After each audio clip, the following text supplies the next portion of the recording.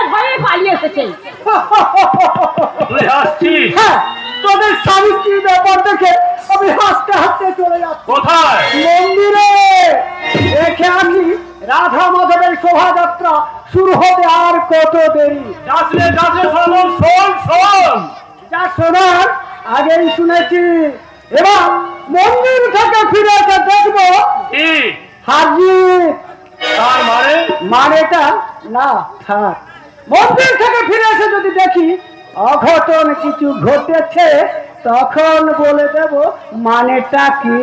তুমি না বললো মানেটা বুঝতে আমার বাকি নেই। কি বুঝেছো? সনাতন তোমাকে সুযোগ দিয়ে পালিয়ে গেল, তাই বলে তোমাকে তুমি পালাতে দেবে না, হাত তোমাকে নিতেই হবে।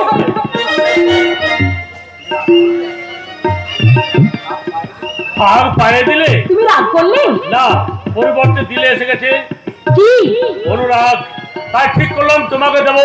কি দেবে? মহব্বত, মহব্বতের আবির দেবা মিষ্টি একটা। মেলায় লোকে লোকারণ্য, তাতে কি হয়েছে? তোমার কিছু না হলেও আমার কিন্তু মান যাবে। এই দৃশ্য কেউ দেখলে কি বলবে বলো তো?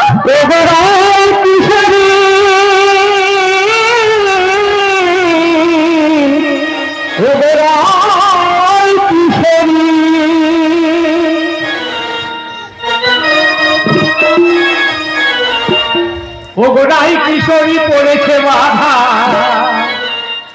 ওই কালা সানুর সঙ্গে, চলছে খেলা বৃন্দাবনে রঙের খেলা। ওরে মজার খেলা চলছে আজি বৃন্দাবনে ওরে মজার খেলা চলছে আজ বৃন্দাবনে ওরে রাই কিশোরী পড়েছে বাধা ওরে রাই কিশোরী পড়েছে বাধা কালিয়া বন্ধুর সঙ্গে বৃন্দাবনে রঙের খেলা চলছে বৃন্দাবনে ওরে রঙের খেলা চলছে আজ বৃন্দাবনে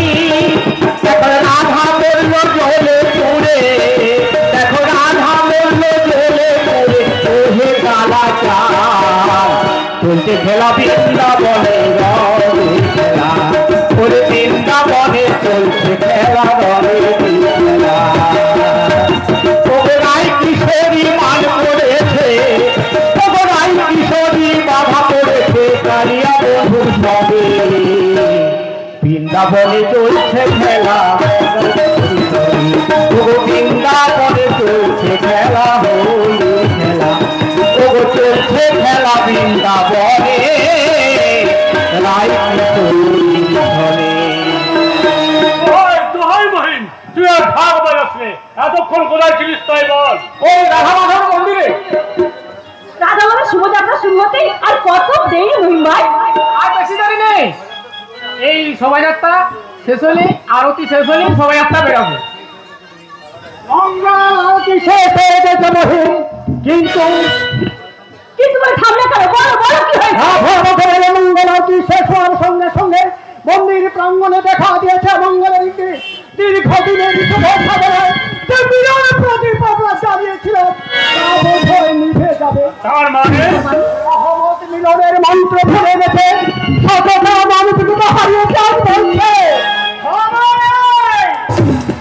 এই জিন্দেগির জিহাদ যারা আমাকে নামাজ পড়তে দিলে না তাদের কাউকে আমি ক্ষমা করব না কি হয়েছে রহমত আমার মতো দিয়ে খুন হয়েছে দেখাই বুঝতে পারিস কি হয়েছে এই জানেন নি তুই মাতামাতি করছিস সেই কাফের হিন্দুর দল মন্দিরের পাশে দিয়ে নামাজ পড়তে গিয়েছিল বলে আমার মাথা ভাজিয়েছে এতক্ষণে বুঝলাম কি বললে হিন্দুরা কাফের কাফের সে যে স্বার্থ সিদ্ধির উদ্দেশ্যে তোর দিনের ভূমিতে ছড়িয়ে দিয়েছে সাম্প্রদায়িকতার বীজ আমার তো ইসলাম মুখ সামনে কথা বল তার আগে তুমি মাথা ঠান্ডা করো ভাইজান সাতলাই মসজিদ অভাব নেই তুই সেইখানে নামাজ পড়তে জানো কেন কেন হিন্দুদের মন্দির অপবিত্র করতে এসেছো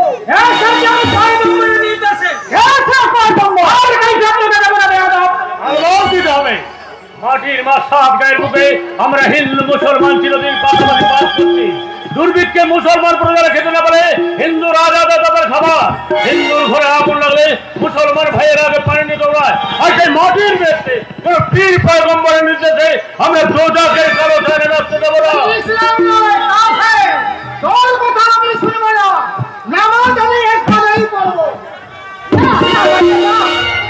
আমার অনুরোধ তুমি এই প্রত্যেকের বাড়ি ফিরে যাও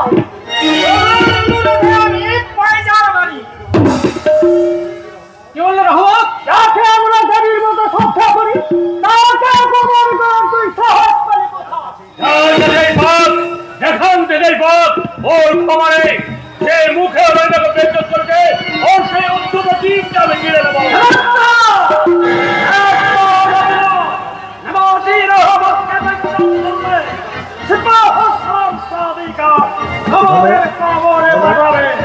দেখুন মালিক শয়তান হিন্দুরা আমার মাথা ফাটিয়ে দিয়েছে বেঈমানিগুলো বরবাদ করে দিয়েছে পাক নামাজ দেখেছেন এটাও নিশ্চয় দেখেছেন রহমত নামাজের অজুহাতে রাধা মাধবের শোভাযাত্রা বিঘ্ন ঘটিয়ে ব্যাধন করেছে যদি করাই থাকে তাহলে মাথা ঘামাবে হিন্দুরা রহমত তোমার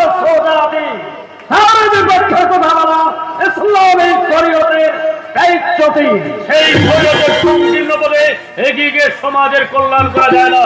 তাই আমরা সব গায়ের ইসলামের একজোট হয়ে তৈরি করেছে এক নতুন শরীয়ত। সেই শরীয়তের মূল মন্ত্র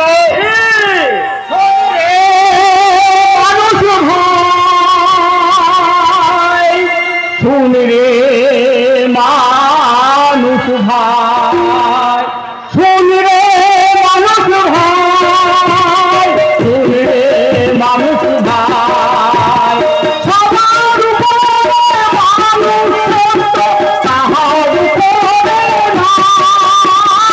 সবার উপরে মানুষ সত্য, তাহার উপরে নাই। শুন রে মানুষ ভাই, শুন রে মানুষ ভাই, শুন রে মানুষ ভাই, শুন রে মানুষ ভাই।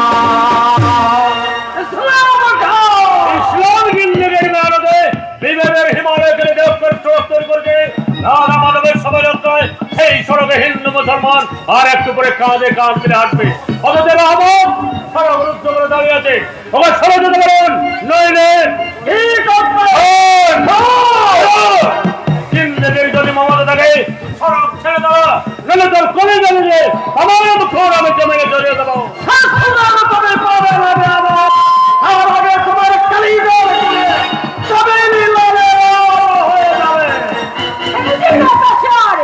চন্দ্র সূর্য উঠিবে না সেনানি।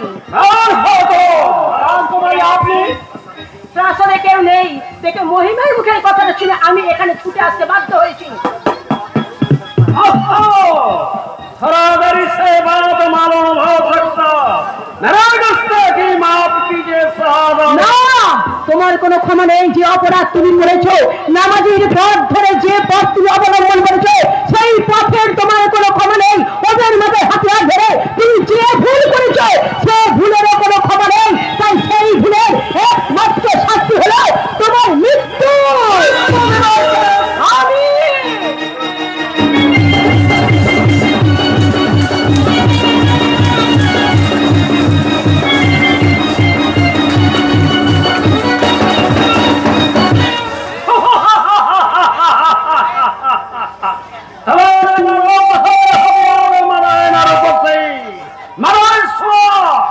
हमारे संग बंदो आए नो हमारे धीर लोग को पलटे हमें हथियार तुले चले सारे हफ्ते हम तके हमें पैसा साफ करते हमें মনে রেখো আমরা এখনো বেঁচে আছি।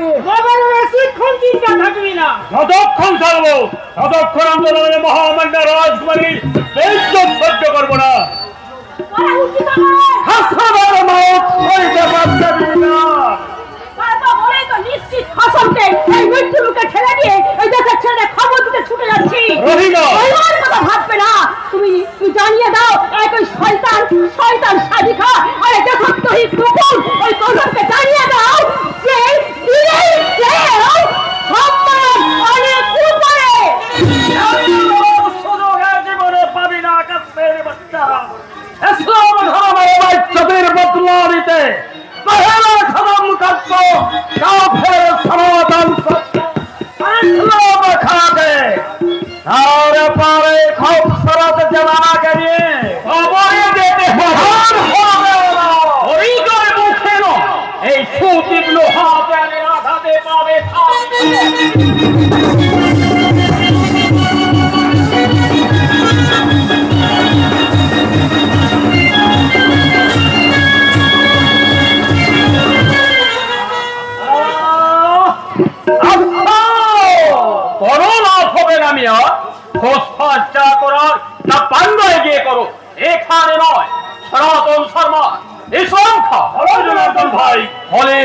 পশ্চিম আকাশ টাঙিয়ে দিয়ে দিনেই সূর্য অস্তা চলে যাচ্ছে। তোমরা যাও রাধা মাধবের শোভাযাত্রা শুরু করবে। কিন্তু ভয়ের কোনো কারণ নেই। যারা এতক্ষণ ভয় দেখাচ্ছ এই মন্দির রক্ষক জনার্দনের আগমনে তারাই এখন ভয় পেয়ে গেছে। ওদের দুর্বল ভেবো না ভাই সাহেব। ওরা সব পারে, আর পারে বলেই হিল কৌশল করে এই সাত গায়ের সাম্প্রদায়িকতার বীজ ছড়াতে চেয়েছিল। মগর পারেনি আপনার মেহেরবানির জন্য। তাই মেহেরবান খোদা ছাড়া যে মাথা আমি কখনো কারো কাছে নত করিনি, সেই উঁচু মাথা নত করে আপনাকে দিয়ে যাচ্ছি। সেলাম সেলাম সেলাম। তুমি কিছু বলবে সনাতন ভাই? হ্যাঁ, অনুগ্রহ করে রাজকুমারকে প্রাসাদে পৌঁছে দিন। আর সেখানের জালকে দিও মুক্তি। যাও শিবসালা, তোমাকে আমি মুক্তি দিলাম। এই নাও তোমার হাতিয়ার। তাহলে পাণ্ডয় ফিরে গিয়ে বঙ্গেশ্বর শামসুদ্দিনকে বলো, এই মন্দির রক্ষক জনার্দন দেব তোমাকে হাতের মুঠোর মধ্যে পেও তোমার প্রাণ ভিক্ষা দিয়েছে মানুষ হওয়ার জন্য।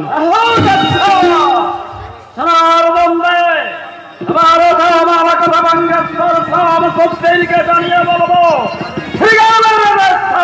একটা শান্ত এসেছে।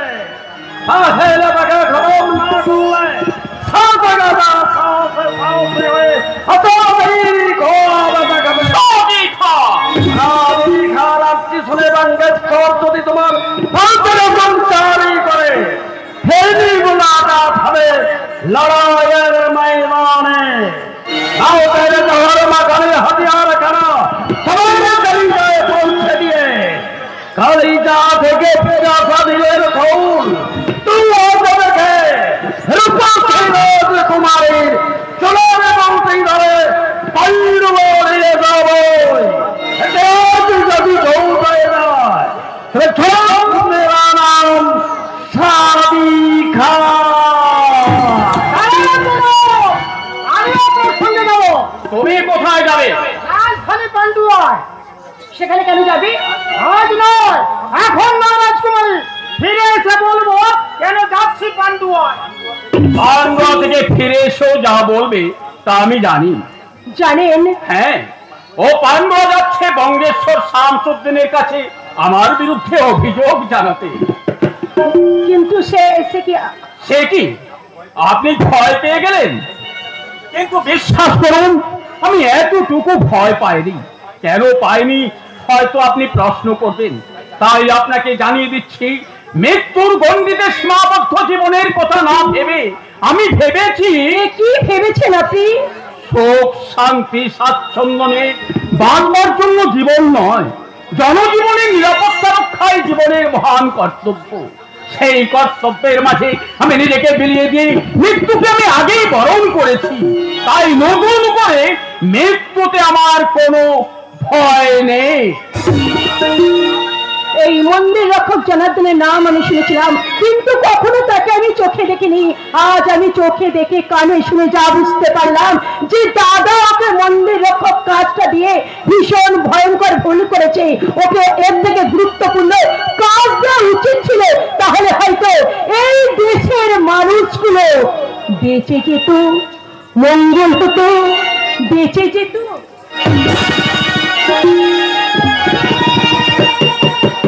মঙ্গল হবে না। জনার্দন দেবের অপমান বর্ষিতার জন্য সাতের মঙ্গল হবে না। অথচ স্ত্রী সাবিত্রী আর ভাই উদয় এরা বলছে জনার্দন আমাদের ভীষণ উপকার করছে, বুদ্ধি ভ্রম করিয়ে। তা না হলে চিন্তা করে দেখতো, নামাজি নামাজটা কণ্ঠ করছে, নামাজ শামসুদ্দিন বিচারে তার মৃত্যু অসম্ভাবী। আমার সাধারণ মৃত্যু করে ভেবে ভেবে তুমি বুঝি অসুস্থ হয়ে পড়েছো? অসুস্থ আমি নই, তোমরা। সুস্থ স্বাভাবিক হলে জনার্দনকে প্রাসাদে আশ্রয় দিতে না, বন্দি করে নবাব দরবারে পাঠিয়ে দিতাম। তাতে শুধু আমাদের নয়, দেশেরও মঙ্গল হতো। দেশের মঙ্গলের কথা ভেবে আমাকে যা বলেছো বলেছো, আর কাউকে বলো না। এই কথা শুনলে লোকে তোমাকে কাপুরুষ বলে ঘৃণা করবে। সাবিত্রী, আমি তোমার স্ত্রী, সহজ করতে নেই। তোমার ভালো মন্দের অর্ধেক ভাগ আমার। তোমাকে লোকে দেখে ঘৃণায় মুখ ফিরিয়ে নেবে, তোমার বদনামে সাত গায়ের মানুষ মুখরিত হবে, তা আমি সহ্য করতে পারবো না স্বামী। উদয়, তুইও আমাকে জ্ঞান দিতে এসেছি জনার্দনকে উচ্চ করে বহাল করে তাকে পাঠাকে ঠাই দেওয়ার জন্য মারা। আমি তো এটাকে পারবো না। অসংখ্য আমি থাকতে জনার্দনকে প্রাসাদে ঠাই পাবে না। আমার পাঠাকে তোমার ঠাই হবে না। কি বললি? নিজের ভবিষ্যতের কথা না ভেবে সাত গায়ে রাজবংশের সম্মান রক্ষার্থে যে বীর যুবক হিংস্র সারগুলোর সামনে মাথা গলিয়ে দিতে ভয় পায়নি, তোমাদের উচিত তাকে পুরস্কৃত করা। ঠিক আছে সাবিত্রী, পুরস্কৃত করবো তাকে, তবে এখানে নয়, বন্দি করে শামসুদ্দিনের দরবারে নিয়ে গিয়ে। কি ভেবেছো তুমি আমরা কি মরে গেছি? বাঁচার স্বপ্ন দেখছি শুধুই, কিন্তু প্রবল প্রতিপক্ষ তাড়াতাড়ি শামসুদ্দিনের বিরুদ্ধে দরণ করে কোন পথে বাঁচবি ভেবে দেখেছিস? দাদা, কাল সারা রাত ধরে আমি ভেবেছি বৌমা, তোমরা সবাই যখন গভীর নিদ্রায় অতীত, তখন আমি ভাবনার সমুদ্রে ডুব দিয়ে বিশ্লেষণ করে দেখেছি কি আমি করব, কি আমার করা উচিত। নিজের ভাবনা না ভেবে রাজকুমারীকে যে রক্ষা করছে সেই জনার্দন দেবকে আপনি এই প্রাসাদে আশ্রয় দিন দাদা। শুধু আশ্রয় নয় দাদা, জনার্দন দেব বীর যোদ্ধা, সামান্য মন্দির রক্ষা করে যে সুস্থ বীরদের পরিচয় রেখেছে, তাকে উচিত শিক্ষা দেওয়া দরকার। দেশের কল্যাণের জন্য গুরুত্বপূর্ণ কাজে বল আমার কাছে অমত আছে। তুমি রাজা, বিচারক, হিন্দু মুসলমান অসংখ্য প্রজার স্বার্থ রক্ষক, তাই মুসলমান প্রজাদের কথা ভেবে নওয়াজি বন্ডকারী জনার্দন দেবকে শাস্তি দাও। তাই হবে, কিন্তু কি আমার শাস্তি তাকে দেবে প্রতাপ? তাকে বন্দি করে বঙ্গেশ্বরের দরবারে পাঠিয়ে দাও। ঠিক বলেছিস প্রতাপ, ঠিক বলেছিস। আমি এতক্ষণে কোথায় ভাবছিলাম, উপায় নেই উপায় নেই, জনার্দন দেবকে বন্দি করে ফেলা আর কোন উপায় নেই।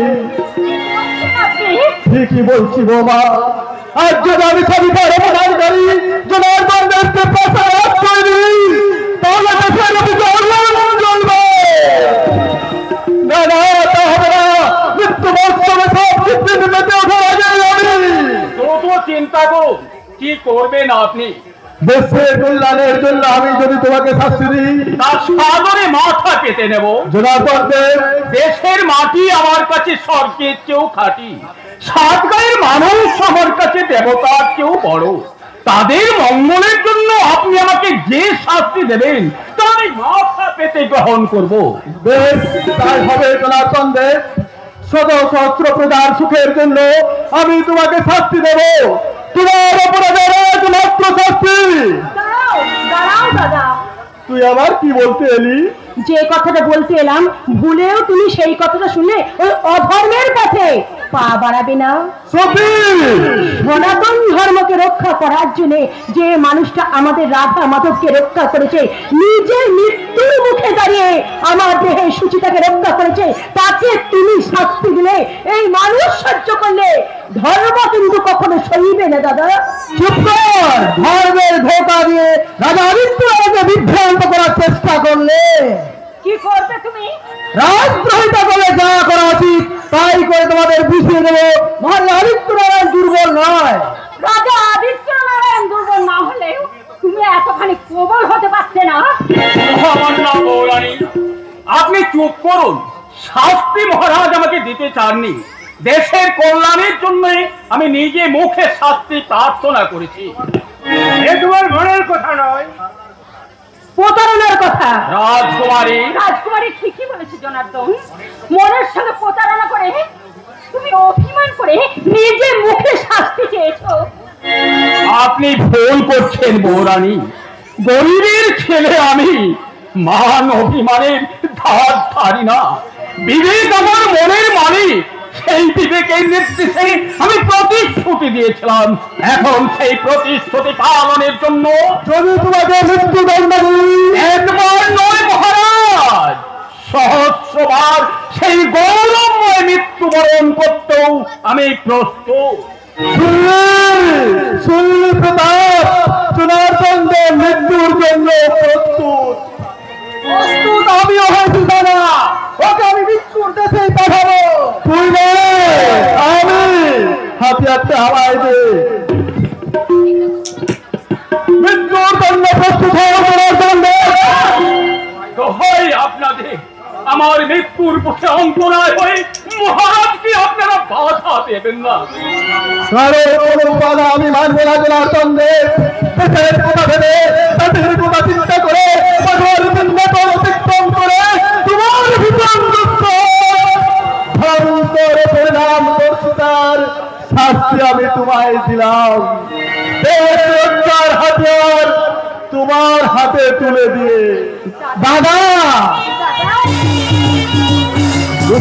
দুঃখ করিসনি প্রতাপ, শাস্তি আমি জনার্দন দেবকে দিয়েছি। মৃত্যুর হাতিয়ার ওর হাতে তুলে দিয়ে পরোক্ষভাবে জনার্দন দেবকে মৃত্যু দণ্ডিত করলাম। আপনি কি করলেন মহারাজ?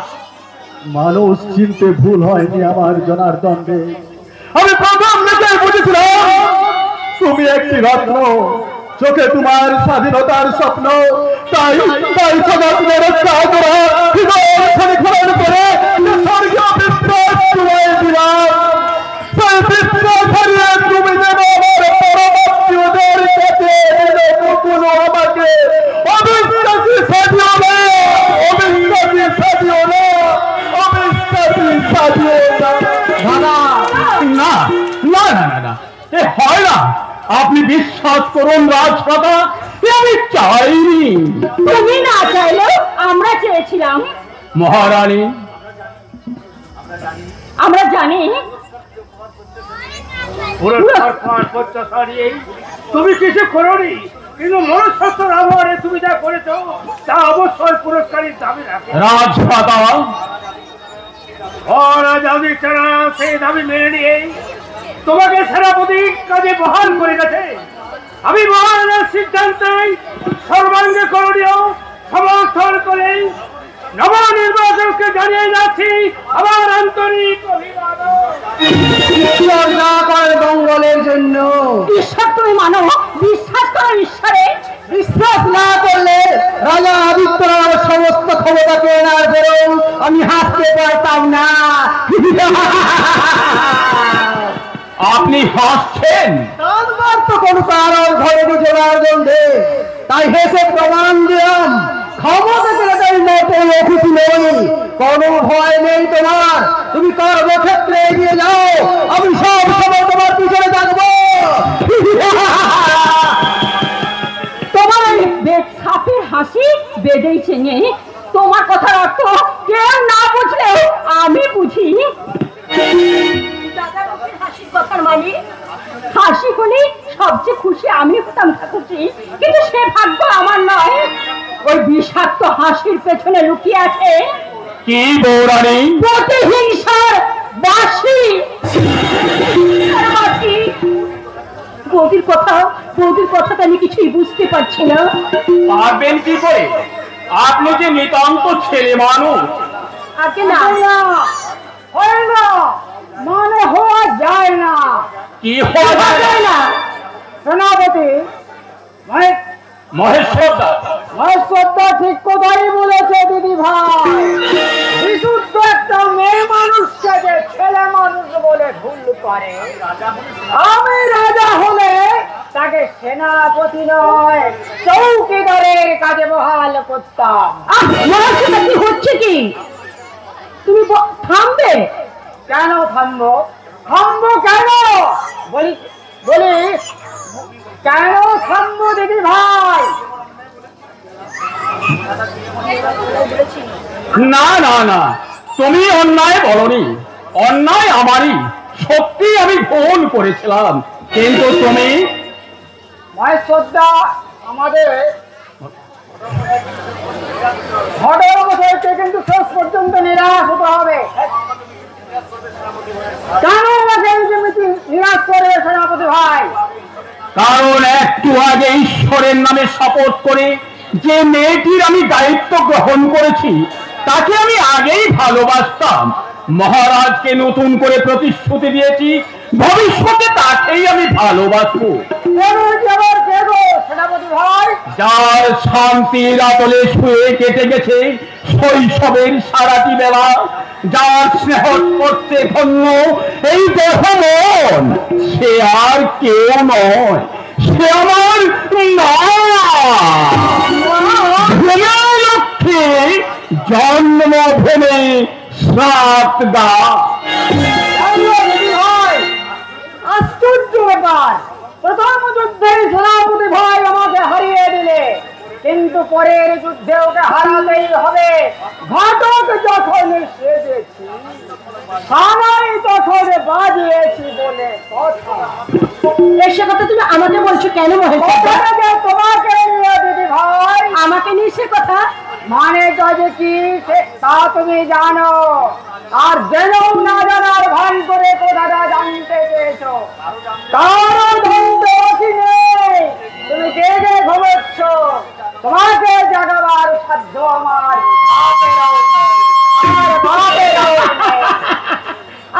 আমি জেগে ঘুমিয়েছি মা। মহেশ্বর দাও, আজ আমার ভালোবাসার কথাটা জানতে পেরে গেছে।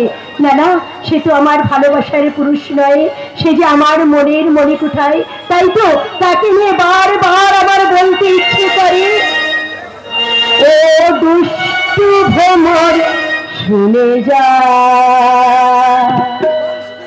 আমার মনের কথা, ও দুষ্টু ভ্রমর শুনে যা আমার মনের কথা। গুনে গুনে গানে শুনিয়ে এলে যদি এই কুঞ্জবনে, গুনে গুনে গানে শুনিয়ে এলে যদি এই কুঞ্জবনে, শুনে যা আমার মনের কথা, ও দুষ্টু ভ্রমর শুনে যা আমার মনের কথা।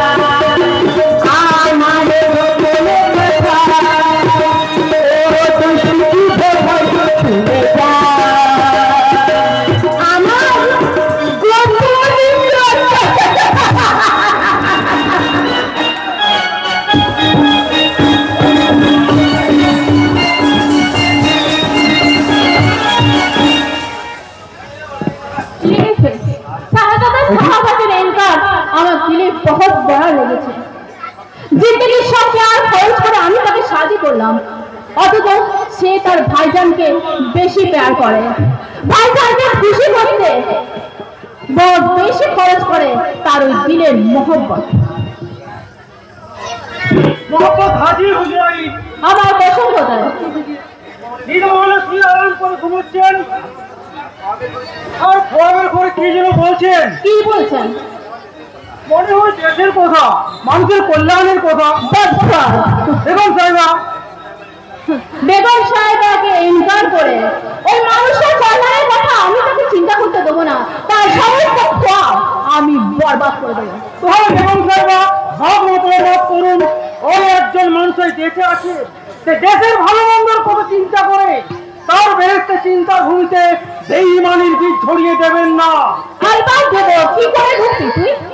রকমের সাধ্য নেই বলে তো আপনাকে অনুরোধ করছি, আপনি শাহজাদার অনুরাগিনী হন। মানুষের বেদনা দূর করতে না পারেন, সমবেদনা জানিয়ে দু ফোঁটা চোখের পানি ফেলুন। মানুষ তার দাম না দিয়েও খোদা ধরা দেবেন, খোদা ধরা দেবেন। খোদা তালা, খোদা তালা, আমি কুড়িয়ে নেবো, তবে মানুষের দুঃখে কেঁদে নয়, মানুষের দুঃখে হেসে নেবো। আমি আর সইতে পারছি না। কি হয়েছে? কি হয়েছে ছোট সাহেব? চোখে মুখে দুশ্চিন্তার ছায়া? আগে তো কখনো এমন দেখিনি। দেখবে সোমেরা, আজই তো প্রথম দেখলাম। কি দেখলেন? বদখোয়া? হ্যাঁ, নেট বলে পালঙ্ক শ্রী হবে কি দেখে জানো বেগো? কি দেখলেন? ভাইজানকে ঘিরে দাঁড়িয়ে আছে আত্মীয়র ভেগে দাঁড়িয়ে একদল হিংস্র সাধু। চোখে তাদের বিষাক্ত দৃষ্টি, মুখে প্রতিহিংসার তসবি, আর হাতে জহর মাতানো হাতিয়ার। ভাইজান কিছু বুঝবার আগে কি করলো জানো? দোস্তির অভিনয় করে হঠাৎ তার পরিচয় পৌঁছে দিল জহর মাতানো হাতিয়ার। আতঙ্কে শিউরে দেখলাম আমার পায়ের নিচে পড়েছে ভাইজানের লাশ। আসলো কখনো সত্য হয় না জনাব, তাই হাসছি। আচ্ছা, তুমি কি জানো যে সাতগাঁয়ের কাছারি হিন্দুরা আমার ভাইজানকে কতখানি বেইজ্জত করেছে? শুনেছি। শুনেছো? তাহলে চুপ করে বসে আছো কেন? চিন্তা করছি কি চিন্তা করছো? তোমার ভাইজানকে ওখানে বেইজ্জত করলো কেন?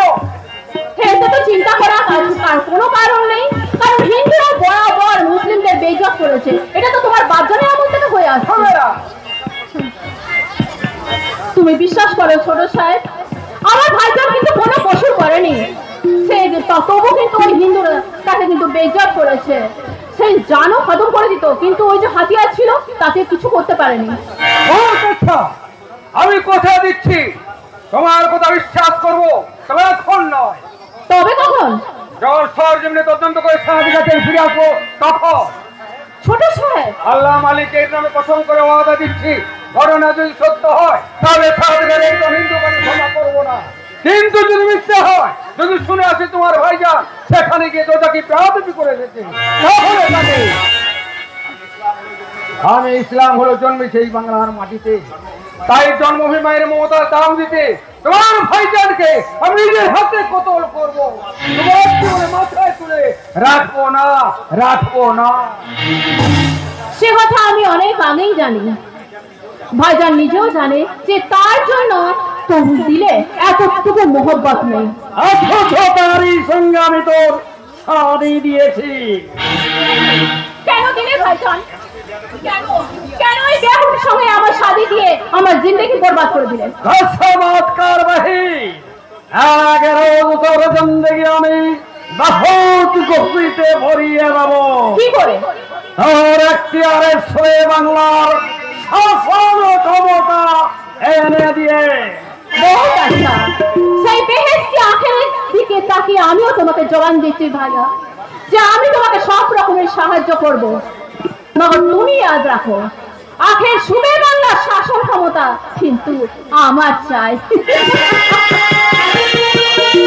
আমি বাহিন পাবি, আখের তোর দিলের ইচ্ছা আমি সব পূরণ করে দেব।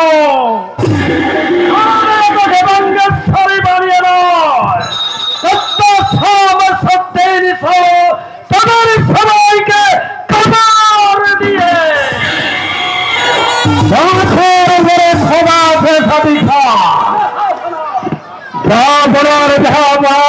মেহরবান খোদা তাআলার নামে কসম করে বলো, সবেরান আজানকে সারগায়ের ঘোড়ার কথা বললো, সে খবর বর্ণে বর্ণে সত্য যাবো না। সত্য সারগায়ের হিন্দুরা নামাজ বরবাদ করে দিয়েছিল, এই খবর সত্য। শুধু তাই নয়, ঘটনাস্থলে হাজির হয়ে নবাবীর রহমতকার পক্ষ সমর্থন করেছিলাম বলে বন্যের রক্ষক জলার বন্ধের আমাকে বেইজ্জত করেছে। কোথায় শুনেছেন? কার কাছে শুনেছেন? নদীর সাহেব রহমত খার কাছে। রহমত খা কোথায়? তোমার নাম রহমত খা? বসতি সাতগাঁয়ে হিন্দুরা দলের দিন তোমার নামাজ বরবাদ করে দিয়েছিল, সেই সঙ্গে তারা আমাকে নির্দয়ভাবে প্রহারও করেছে। তোমার কথা আমি তাদের হোলি উৎসবে যোগদান করিনি, আর তাদের জুলুম মেনে নিনি বলে। জুলুম কিসে? জুলুম রহমত খা আজকে নয় যাহাবো না। সাত গায়ের হিন্দুদের দল দুর্গোৎসব পূজা পার্বণে অনেকদিন থেকে থেকে চাঁদা দিয়ে আসতে হচ্ছে।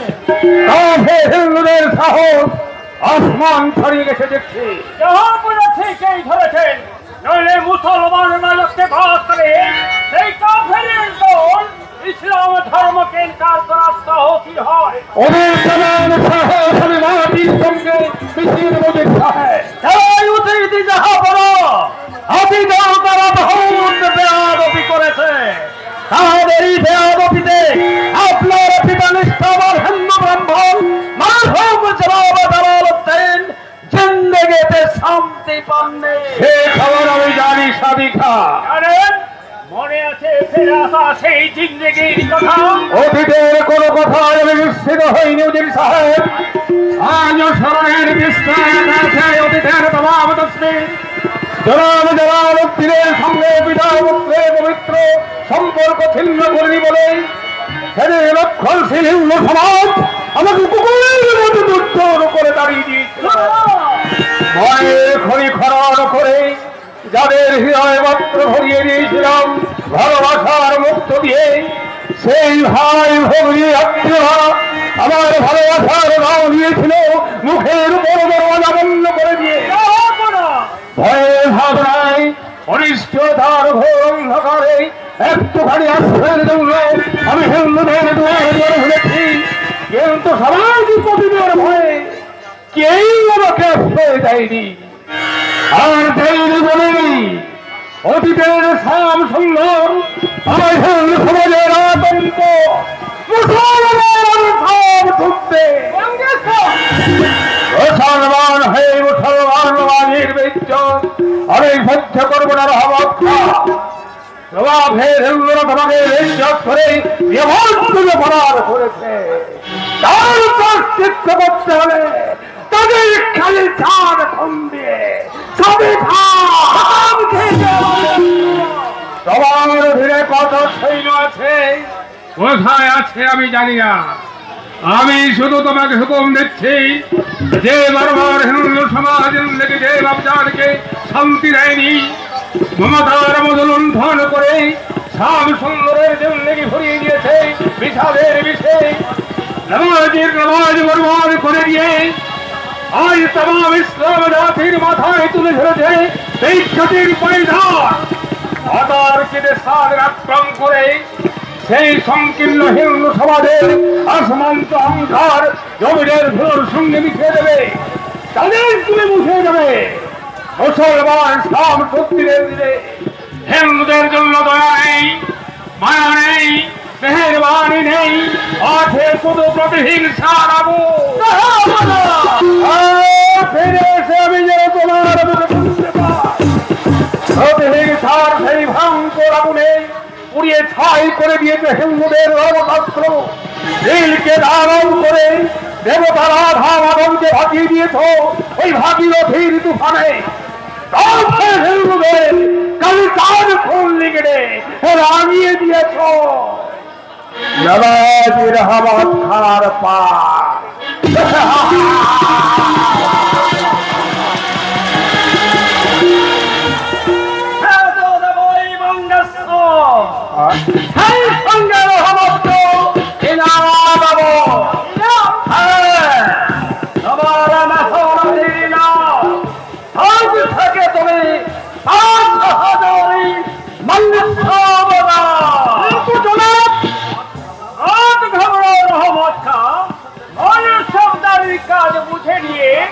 আজ থেকে কাজে লেগে যাও, কথাটা আমি জাহাপনার কাছে পেশ করে হুকুম আদায় করে নেব। দেব না, আমার ক্ষমতা যারা করেছে তাদের আমি কাউকে সুখে থাকতে দেব না।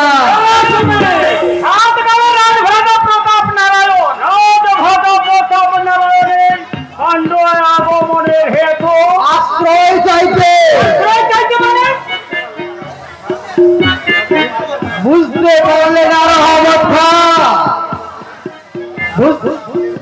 রাজমাতা আমাদের সাথে তামাশা করতে আসেনি।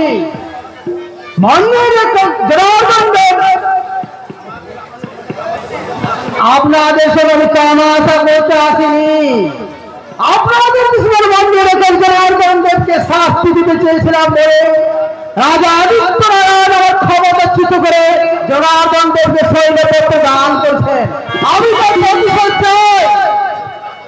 আর জন্য চিন্তা রেখে শোনে রাজভ্রাতা, যাহা আমার কাছে সাতঘাট প্রমাণের হুকুম যখন পেয়েছি, তাহাদিনই রাজা আদিত্য নারায়ণকে আমি ফিরিয়ে দেব। আমার দায়িত্ব করেছে এই কুত্তা জনার্দন দেবকে প্রশ্রয় দেওয়ার পরিণাম কি ভীষণ।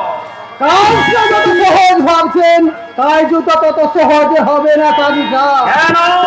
দৈহিক শক্তিতে সাতটা দুর্বল হলো, ঐক্যের শক্তি দেওয়া হয়েও হিন্দু মুসলমানের সম্মিলিত শক্তিতে শক্তিমান সাতটাকে ধ্বংস করে চলে তোমাদের কথা উচিত। ইসলাম ঘায়েল করা, তুমি পারবে রহমত খা তার দিল ঘায়েল করতে? জরুর পারো, পারতে আমাকে হবে। জানের চেয়ে বড় যে ইসলাম ধর্ম, সেই ধর্মের অস্তিত্ব ক্ষুণ্ণ রাখতে ইসলাম কার জানে ধর্মান্ধতার জহর ছড়িয়ে দিয়ে তাকে আমি বুঝিয়ে দেবো তাম হিন্দু জাতি ইসলামের দুশ্মন। আমাকে কি আপনারা দুশ্মন ভাবলেন? রাজভদ্রা, দোষ ভেবে আমরা তোমার সঙ্গে দোস্তি করলাম। এই সঙ্গে আমরা দিচ্ছি, যারা তোমাকে নিশ্চয় করে তোমার সৈন্য উপত্যকা দিয়েছে, আখের তাদের খতম করে তোমাকে দখল করে দেব। সাত গায়ের মতন দেবে নগর দাম দিতে হবে। সাত গায়ে সিংহাসনের বিনিময়ে কি দাম দিতে হবে? তোমার মনসটিকে আমার এখতিয়ারে তুলে দিতে হবে। তুমি রাজি কি না? সিংহাসন যখন আমার চাই তখন রাজি না হয়ে যায় কি? বেশ, তাই হবে উদিত সাহেব। আমি আপনাকে কথা দিয়ে গেলাম, উপযুক্ত দাম দিয়ে আমি কিনে নেবে সাত গায়ের সিংহাসন।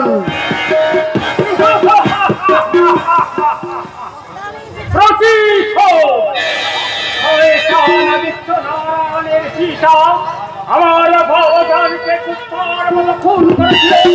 আমার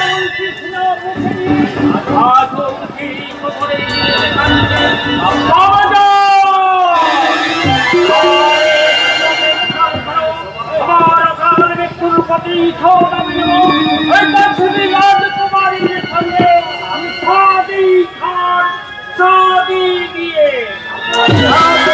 দিলের ইচ্ছা পূরণ হবে না। ওদের গোলাপ দালিতে বসল ওই সতীকে সাজিয়ে রাখবো বলে নারায়ণের কাছ থেকে সৌদা করিনি। দিনের দায়িত্বের পাতলালিতে পাতলাই আমি যাব। বসে খালি গায়ে চেপে ধরে বাচ্চারাই সদিকে দু হাতে নাগারা নেব তার যৌবনের তামাম মধু।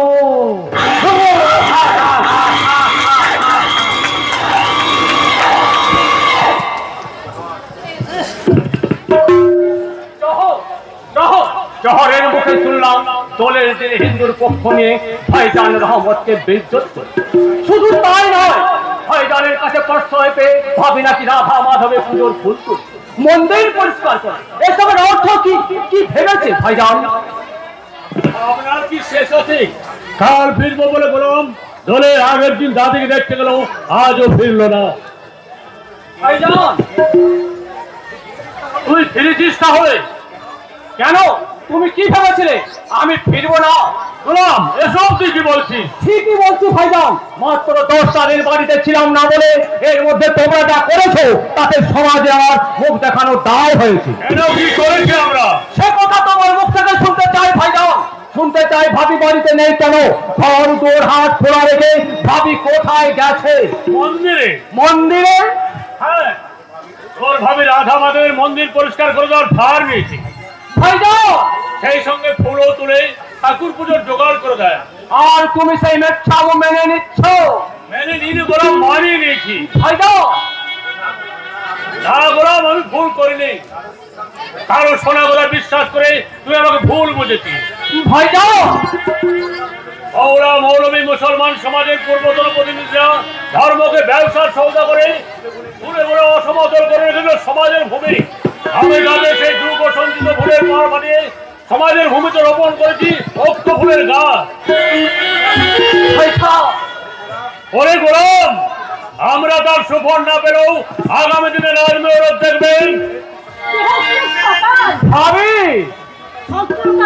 আসছে অন্ধকারে বসে সব গায়ের সবাই আগামী সকালে ছিল অপেক্ষা করছে ভাইজান।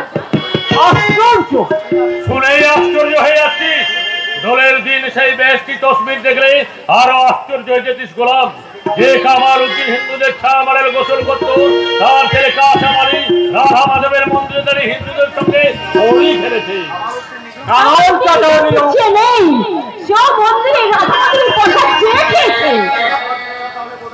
চাচাও তাহলে বদলে গেছে। শুধু কামাল চাচা একা নয় বললাম, করিম কাসেম কোরবান সবাই বদলে গেছে।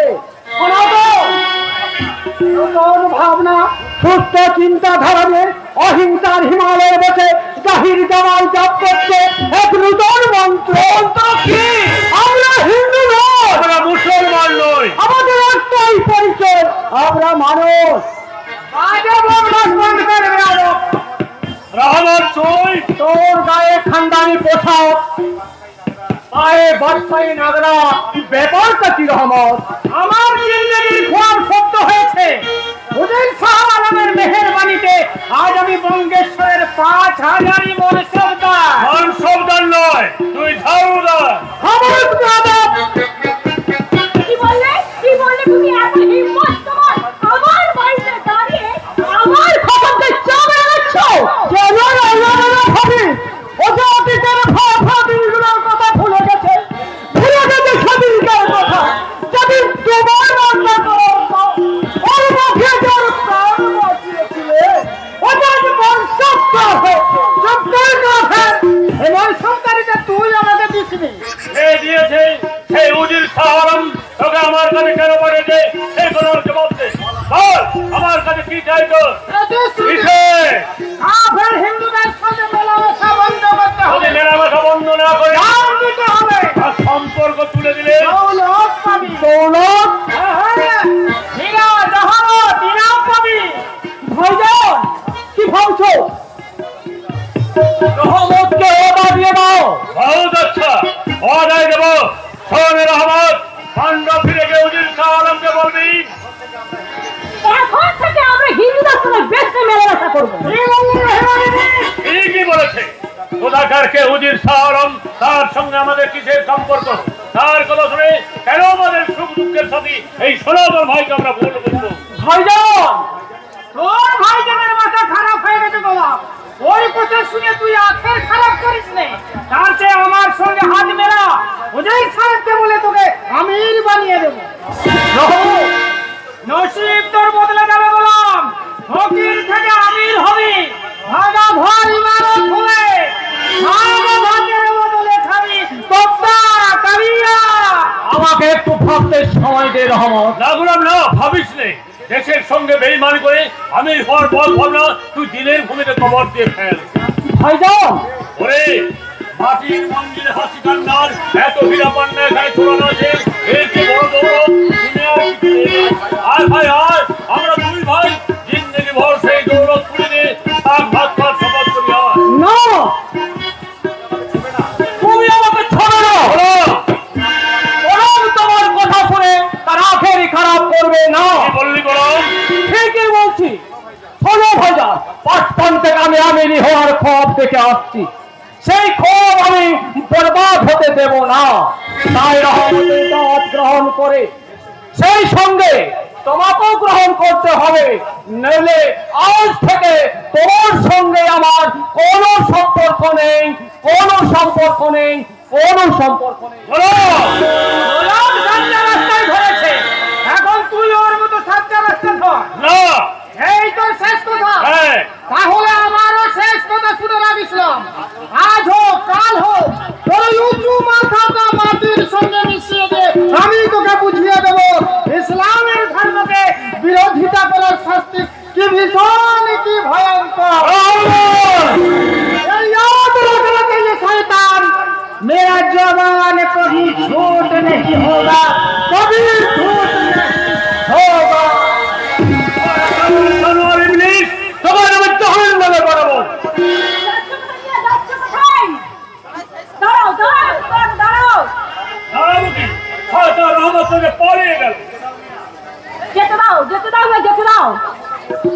ওর মতো গৃহ কুকুরের সাথে ঘুরে কিছু লাভ নেই, আগে ঘর সামলাতে হবে। সনাতন ভাই, তুমি এখন নৌকায় চলে যাও, ওই হিন্দু সবাইকে ডেকে ডেকে বলে আসো এখন থেকে হিন্দু মুসলমান আমরা সবাই এক। আর আমি যাচ্ছি মোল্লাপাড়ায়, হাজার হাজার হিন্দুরা ডেকে বলবো, তাদের সামনে ওই সন্তানদের মুখটা আমি তুলে দেবো, আর মাটির মায়ের গান শুনিয়ে ওদের মন থেকে ওই ওই হিংসার মন্ত্রটা আমি ভুলিয়ে দেবো। কিন্তু ভাবি রহমত খান পরমেশ্বরের মন্তব্য হয়েছে, তার সঙ্গে শত্রুতা করলে তোমাদেরকে গাছতলায় দাঁড়াতে হবে। তার জন্য আমাদের একটু ভয় নেই ভাই, একটু ভয় নেই। আমরা সীতা সাবিত্রী দেশের মেয়ে, স্বামী এই খসমের কথার মর্যাদা রাখতে আমরা পথে রাস্তায় গাছতলায় বাস করতে পারি, কিন্তু খসমের বেইজ্জত করে ওই দৌলতের পাহাড়ে বাস করতে পারি না। মানবী নয় ইসলাম, স্বর্গের দেবী তরুণ তরুণী দেবীর হাতে ঝলসরিত মৃত্যুর হাতিয়ার শয়তান চতুর্থ স্বয়ং ভগবানের সাধনের এই ছাত্রের মধ্যে হিন্দু মুসলমানের মধ্যে বিভেদ লাগা। সনাতন পিছুটা কৃষ্ণ ভাই, পিছুটা কৃষ্ণ দেবীর আদেশ যখন পেয়েছি তখন আমাকে ছুটে যেতে হবে। সেই আদেশ পালন করতে শয়তান রহমতের পাত্রদের সাথে বন্ধ করতে পারি, যদি পারি হিন্দু মুসলিম ভাই বোনের মুখে আপনি আগুন রাখতে, তবেই আমার যদি ভাবি স্নেহের ভাই হয়ে তোমাকে আসবো, তোমাকে কিছুতেই আসবো না, কিছুতেই না।